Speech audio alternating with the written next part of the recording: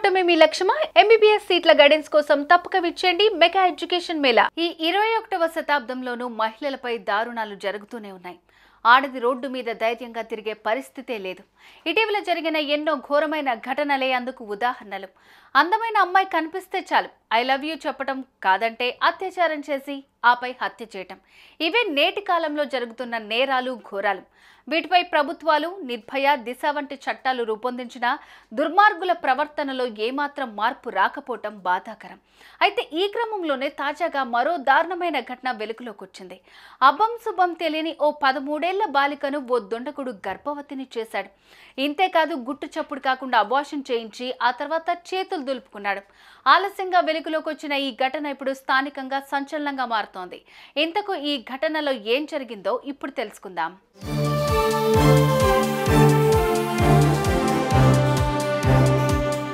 రంగారెడ్డి జిల్లా శంషాబాద్ మండలం ఎర్రకుంట తాండాకు చెందిన 13 మైనర్ బాలిక సమీప గ్రామమైన జూకల్కు చెందిన మన్నె కృష్ణారెడ్డికి చెందిన వ్యవసాయ క్షేత్రంలోకి తన కుటుంబ సభ్యులతో కలిసి పనికి వెళ్తూ ఉండేది.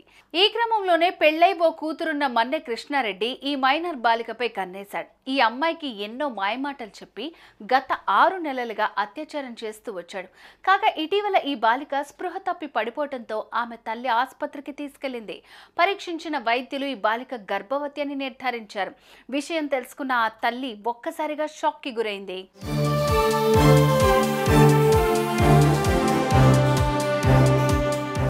ఏం జరిగిందని కూతుర్ని ప్రశ్నించగా జరిగిందంతా పూసగుచ్చినట్లుగా వివరించింది. దీంతో ఆ మహిళ కట్టలు తెచ్చుకునే కోపంతో ఇదే విషయమై నిందితుడు కృష్ణారెడ్డిని ప్రశ్నించగా నోట్లో నీళ్లు నమలాడు. ఏం చేయాలో అర్థం కాక గుట్టు చప్పుడు కాకుండా కొత్తూరులోని ఓ ప్రైవేట్ ఆసుపత్రిలో ఆ బాలికకు అబార్షన్ చేయించి ఆ తర్వాత చేతులు దులుపుకున్నాడు.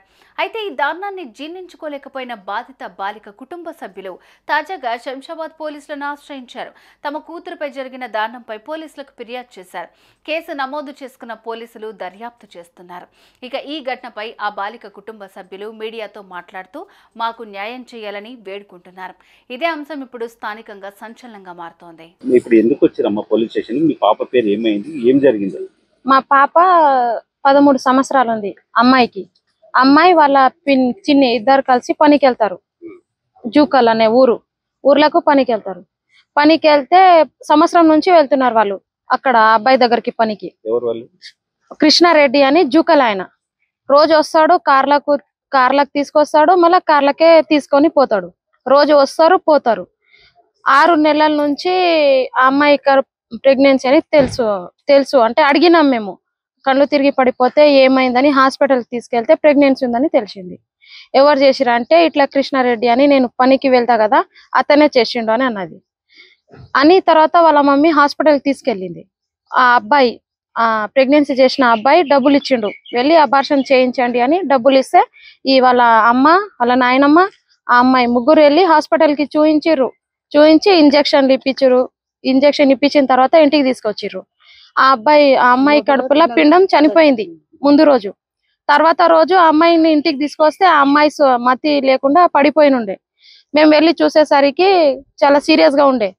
అప్పుడే మేము ఇంటి వాళ్ళము వెళ్ళి మా ఊరు పెద్ద మనుషులను తీసుకొని వెళ్ళి ఆ అమ్మాయిని వాళ్ళతో ఏడ పని చేసిందో అక్కడనే వెళ్ళి విడిచిపెట్టినాం ఆ పాపను. మీ వల్లనే అమ్మాయి పరిస్థితికి వచ్చింది, దీనికి పరిష్కారం కూడా మీరే చేయాలని అంటే ఆ అబ్బాయి వాళ్ళ బాబాయ్ వాళ్ళ అన్న ఇద్దరు కలిసి ఆ అమ్మాయిని హాస్పిటల్ కి తీసుకెళ్లిరు, కొత్తూరు హాస్పిటల్ కి. వాళ్ళే దగ్గరుండి ట్రీట్మెంట్ చేయించారు. పిండం కూడా వాళ్ళే తీపిచ్చిర్రు, బయటికి సైన్ కూడా వాళ్ళే చేసిర్రు. అన్ని చేసి నైట్ మొత్తం అక్కడే ఉన్నారు.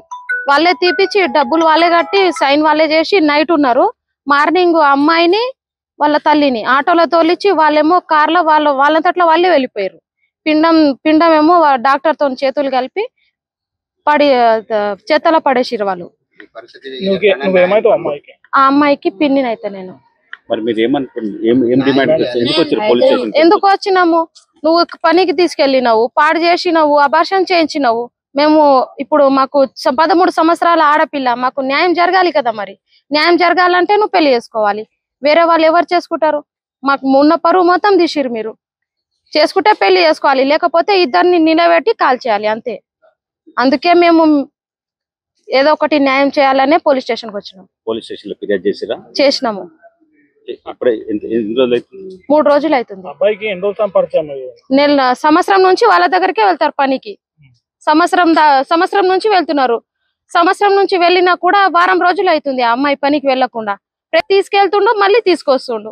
ఎంతమంది జీవితాలాగం చేస్తావు ఇట్లా తీసుకెళ్లి? చూసారుగా సమాజంలోని కొందరు మగాళ్ళు మృగాలుగా ఎలా మారుతున్నారో.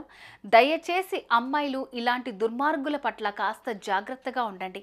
లేదంటే ప్రేమ పేరుతో కోరికలు తీర్చుకుని మోసం చేస్తారు. తస్మాత్ జాగ్రత్త.